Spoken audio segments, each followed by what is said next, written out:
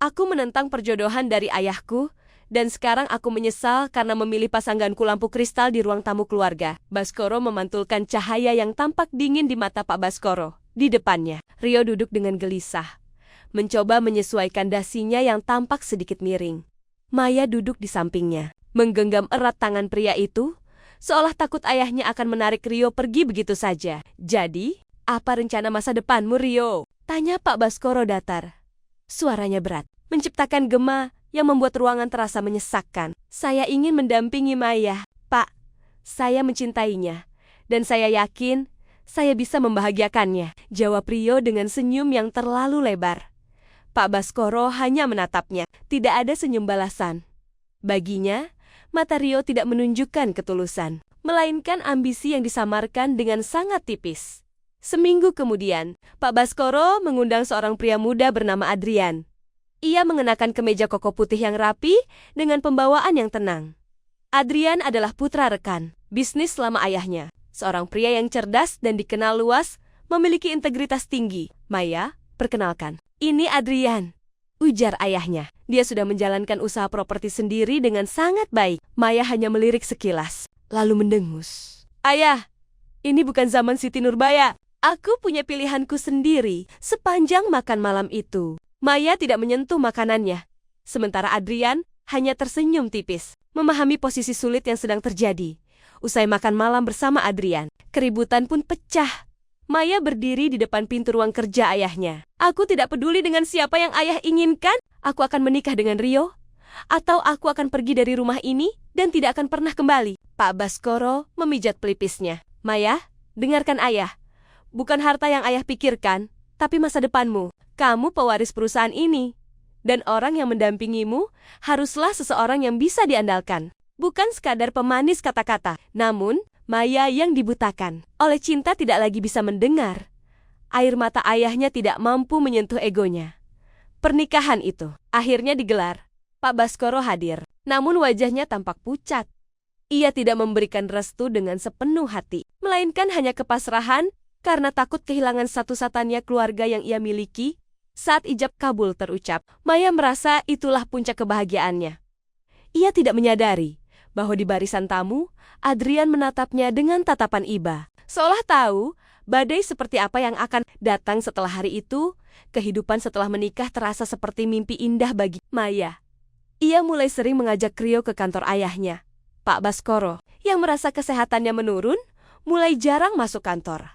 Maya, dengan rasa percaya yang berlebihan, mulai memberikan akses kepada Rio untuk ikut mengambil keputusan strategis. Kamu pantas mendapatkan ini, Rio. Kamu suamiku, dan kamu bagian dari perusahaan ini, ujar Maya suatu malam. Rio memeluknya dari belakang. Namun di balik pelukan itu, senyum miring muncul di wajah pria tersebut. Perlahan namun pasti, Maya menarik diri dari operasional kantor. Ia lebih banyak menghabiskan waktu di rumah, mengurus administrasi kecil. Sementara Rio mulai sering pulang malam dengan alasan rapat penting. Kamu tidak perlu lela-lela di kantor, sayang. Biar aku yang mengurus semuanya. Kamu hanya perlu menikmati hidup sebagai istri direktur. Bujuk Rio dengan nada manis yang mulai terdengar sedikit mengintimidasi. Maya mengangguk, merasa beruntung memiliki suami yang begitu perhatian. Seiring berjalannya waktu, sosok Rio yang penuh perhatian mulai memudar. Makan malam yang dulu diisi dengan obrolan hangat kini digantikan oleh dering ponsel yang tak henti-hentinya berbunyi. Rio sering pulang larut malam dengan aroma parfum asing yang samar di kerah kemejanya. Ketika Maya bertanya, Rio selalu menjawab dengan nada tinggi. Aku bekerja keras untuk perusahaan ini supaya kamu bisa hidup tenang, Maya. Jangan mulai dengan kecurigaan tidak berdasar itu. Melalui manuver yang cerdik, Rio berhasil mendekati dewan direksi. Dengan dalih Maya sedang ingin fokus pada keluarga. Rio meyakinkan para pemegang saham untuk mengangkatnya sebagai direktur utama. Maya, yang saat itu masih buta akan ambisi suaminya, menandatangani surat kuasa delegasi dengan tangan gemetar namun bangga. Ia mengira sedang memberi ruang bagi suaminya untuk berkembang. Rumah besar keluarga Baskoro kini terasa sangat dingin. Pak Baskoro jatuh sakit parah setelah mengetahui bahwa Rio mulai mengubah struktur operasional perusahaan tanpa konsultasi. Dengannya, Maya berkali-kali mencoba menemui ayahnya. Namun Rio selalu menghalanginya dengan alasan ayah butuh istirahat total dan tidak boleh diganggu siapapun. Suatu malam, saat Rio tertidur lelap, ponselnya bergetar di atas meja nakas. Maya yang tidak sengaja terjaga, melihat sebuah pesan masuk dari nama kontak yang disimpan sebagai rekan bisnis. Isinya, kapan kita akan menyingkirkannya sepenuhnya? Aku sudah bosan berbagi waktu dengannya. Jantung Maya berdegup kencang. Ia segera memotret pesan itu dengan ponselnya sendiri. Setelah melihat isi pesan singkat itu, Maya mulai mengikuti Rio secara diam-diam. Ia mendapati suaminya masuk ke sebuah hotel mewah bersama seorang wanita cantik yang ternyata adalah sekretaris pribadi yang baru saja diangkat Rio di kantor. Hati Maya hancur, berkeping-keping. Dunia yang ia bangun di atas cinta yang salah, kini runtuh di depan matanya sendiri. Di tengah konflik batin dan kecurigaan yang semakin jelas, kabar duka datang.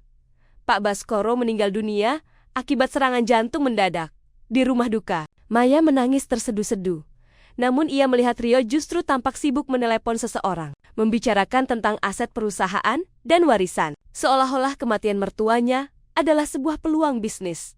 Setelah pemakaman, Rio tidak lagi menutupi belangnya. Ia mulai membatasi akses Maya ke rekening bank keluarga dan menempatkan orang-orang kepercayaannya di rumah mereka untuk menjaga Maya. Maya kini menjadi tawanan di rumahnya sendiri. Sementara perusahaan yang dirintis ayahnya kini sepenuhnya berada di bawah kendali pria yang tidak tahu terima kasih itu. Maya berdiri di depan cermin, menatap bayangan dirinya yang pucat. Rasa sedih akibat kehilangan ayahnya masih menyiksa. Namun, rasa dikhianati oleh pria yang ia bela mati-matian telah membangkitkan kemarahan yang dingin. Ia menyadari bahwa ia bukan lagi anak manja yang bisa diinjak-injak.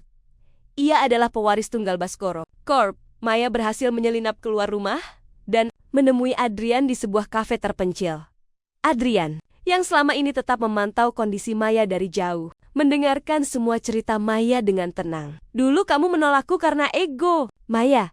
Sekarang, aku di sini bukan sebagai pria yang ditolak, tapi sebagai mitra yang akan membantumu merebut kembali apa yang menjadi hakmu, ucap Adrian tegas. Terima kasih, Adrian. Maaf dulu aku terlalu egois dan tidak bisa melihat watak Rio yang sebenarnya, balas Maya. Selama berminggu-minggu, Maya menjalani kehidupan ganda di rumah. Ia berpura-pura menjadi istri yang lemah dan patuh kepada Rio. Di luar, ia belajar akuntansi forensik dan hukum bisnis dari Adrian. Maya mulai menemukan kejanggalan demi kejanggalan dalam laporan keuangan perusahaan. Rio telah melakukan transfer ilegal ke rekening luar negeri. Sejak bulan pertama menjabat, Maya mulai memasang alat perekam kecil di ruang kerja Rio di rumah. Ia berhasil mendapatkan rekaman percakapan Rio dengan selingkuhannya yang merencanakan skema money laundering, pencucian uang besar-besaran untuk menguras kas perusahaan hingga kering. Bukti itu adalah senjata mematikan yang selama ini dicarinya. Suatu malam, Rio pulang dengan angkuh dan melemparkan dokumen di meja makan. Perusahaan akan melakukan ekspansi besar. Maya, kamu hanya perlu menandatangani persetujuan ini agar aku bisa menggunakan seluruh aset properti milik ayahmu sebagai jaminan bank. Rio membuat skenario seolah-olah perusahaan telah bangkrut dan segala aset akan dijaminkan ke bank. Aku lelah mengurus perusahaan ayahmu yang bangkrut. Aku juga lelah dengan kamu, Maya. Ayo kita bercerai. Tanda tangani juga surat cerai ini. Lanjut Rio. Maya tersenyum tipis. Sebuah senyuman yang belum pernah Rio lihat sebelumnya. Tentu, Rio. Akan kutandatangani besok pagi, jawab Maya tenang. Rio merasa berada di atas awan karena Maya mau bercerai tanpa drama. Malam itu juga, Maya mengemas barang-barang penting dan dokumen warisan asli yang ia simpan di brankas tersembunyi dengan bantuan Adrian. Ia memindahkan data cadangan server perusahaan ke cloud pribadi. Ia bukan lagi tawanan. Beberapa hari berlalu, sidang cerai yang ditunggu hampir tiba. Besok adalah hari di mana ia akan menjatuhkan pria yang telah menghancurkan hidupnya dan nama baik mendiang ayahnya. Sidang perceraian yang awalnya dianggap Rio sebagai formalitas belaka berubah menjadi mimpi buruk saat hakim menanyakan pembagian harta Gonogini. Maya menyerahkan tumpukan dokumen tebal. Itu bukan sekadar surat cerai, melainkan laporan investigasi komprehensif tentang penggelapan dana, perselingkuhan, dan manipulasi jabatan yang dilakukan Rio. Wajah Rio, yang semula sombong seketika memucat di depan dewan direksi yang hadir sebagai saksi. Maya memutar rekaman suara Rio yang dengan angkuhnya merendahkan perusahaan dan mengakui rencananya untuk membuat perusahaan bangkrut demi keuntungan pribadi. Ruangan sidang hening seketika. Para direktur yang dulu mendukung Rio, kini menatapnya dengan jijik. Maya mempresentasikan bukti surat wasiat ayahnya yang menyatakan bahwa seluruh aset perusahaan adalah primarital aset harta bawaan yang tidak bisa dialihkan ke pihak manapun tanpa persetujuan ahli waris utama. Dengan bantuan hukum yang dipersiapkan Adrian, Maya membatalkan seluruh kuasa hukum yang pernah diberikan kepada Rio secara hukum. Rio kembali menjadi orang asing bagi perusahaan. Satu demi satu, aset yang Rio gunakan untuk pamer, mulai dari mobil mewah, rumah, dan investasi, disita oleh negara sebagai jaminan atas kerugian perusahaan yang ia gelapkan. Rekening pribadinya dibekukan. Wanita selingkuhannya pun, begitu mendengar Rio kehilangan segalanya, langsung pergi meninggalkannya tanpa kata. Rio berdiri sendirian di luar gedung pengadilan, hancur secara finansial dan sosial. Rio mencoba mendatangi kantor Maya. Ia ingin memohon ampun dengan bersujud di lobi kantor. Ia menangis, memohon kesempatan kedua, mengklaim bahwa dia masih mencintai Maya.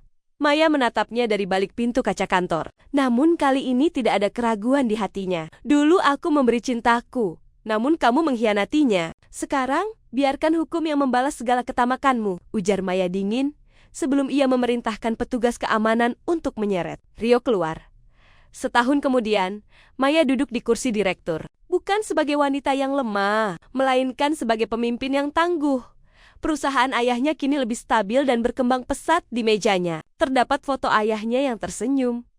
Maya kini memahami bahwa restu orang tua bukanlah kekangan, melainkan sebuah pelindung yang ia abaikan karena kebodohannya di masa lalu. Ia telah menemukan kembali harga dirinya, dan yang terpenting, ia telah membuktikan bahwa kebenaran selalu punya cara untuk menang di akhir cerita.